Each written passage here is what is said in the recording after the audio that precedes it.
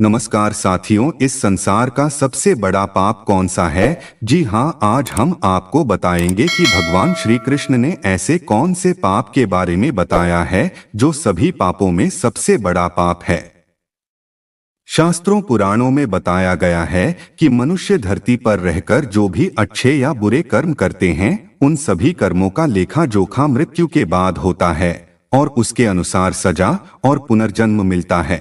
ईश्वर की दृष्टि में जो अच्छे कर्म यानी आपके अच्छे काम होते हैं उसे पुण्य कहा जाता है और जो बुरे कर्म होते हैं उन्हें पाप कहा जाता है। श्री कृष्ण कहते हैं कि इस संसार में मनुष्य पाप और पुण्य दोनों करता है। कुछ मनुष्य पाप और पुण्य में से पहले पुण्य कर्म को चुनते हैं, तो कुछ मनुष्य पाप और पुण्य में पहले पाप करना चुनते हैं। गरुड़ पुराण में उल्लेख मिलता है कि मनुष्य धरती पर जो कुछ भी पाप करता है उन सभी पापों की अलग अलग सजा बारी बारी से मिलती है। यम के न्याय में किसी भी पाप की सजा से बचा नहीं जा सकता है। जो भी मनुष्य पाप कर्म करता है उसे उसका फल इस जन्म में और अगले जन्म में अवश्य मिलता है। उसके कर्मों के अनुसार ही उसका प्रारब्ध बनता है और उसी के अनुसार उसे फल प्राप्त होता है। इसलिए मनुष्य को कोई भी कर्म करने से पूर्व उसके अनिष्टकारक परिणाम के बारे में अवश्य सोचना चाहिए। जहां लोग अपने जीवन में सैकड़ों पुण्य के काम करते हैं,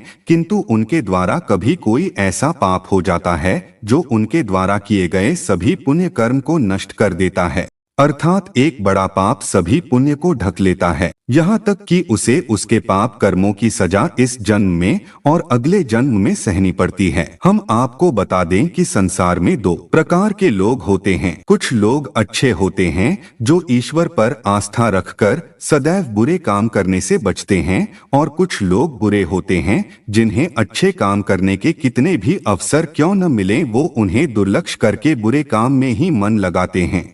ऐसे में आज हम आपको बताने जा रहे हैं कि गरुड़ पुराण के अनुसार सबसे बड़ा पाप कौन सा है। हत्या करना, चोरी करना या फिर किसी स्त्री के साथ अत्याचार करना। आइए जानते हैं।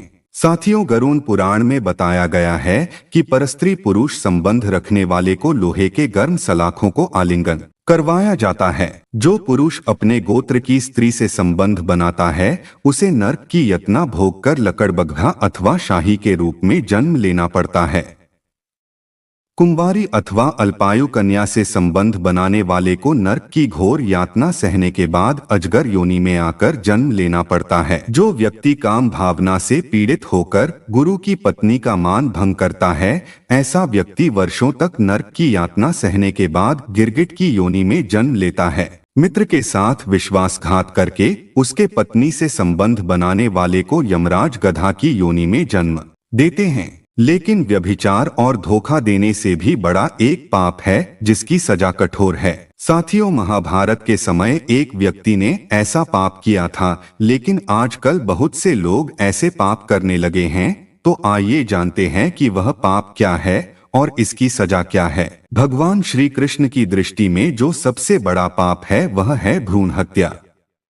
महाभारत युद्ध समाप्त होने के बाद जब द्रोणाचार्य के पुत्र अश्वत्थामा ने उत्तरा के गर्भ में पल रहे बालक परीक्षित पर ब्रह्मास्त्र का प्रयोग करके उसकी हत्या कर दी, तब भगवान श्री कृष्ण सबसे अधिक क्रोधित हुए थे। भगवान श्री कृष्ण ने उस समय ही यह घोषणा कर दी थी कि अश्वत्थामा का पाप सबसे बड़ा पाप है, क्योंकि उसने एक अजन्मे बालक की हत्या की थी। श्री कृष्ण ने इस पाप की सजा स्वयं अश्वत्थामा को दी थी। श्री कृष्ण ने अश्वत्थामा के सिर पर लगा चिंतामणि रत्न छीन लिया और शाप दिया कि तुमने जन्म तो देखा है लेकिन मृत्यु को नहीं देख पाओगे, यानी जब तक सृष्टि रहेगी तुम धरती पर जीवित रहोगे और कष्ट प्राप्त करोगे। भ्रूण की हत्या करने वाले के लिए सबसे कठोर सजा निर्धारित है और ऐसे व्यक्ति को कई युगों तक इस सजा का दंड भुगतना पड़ता है।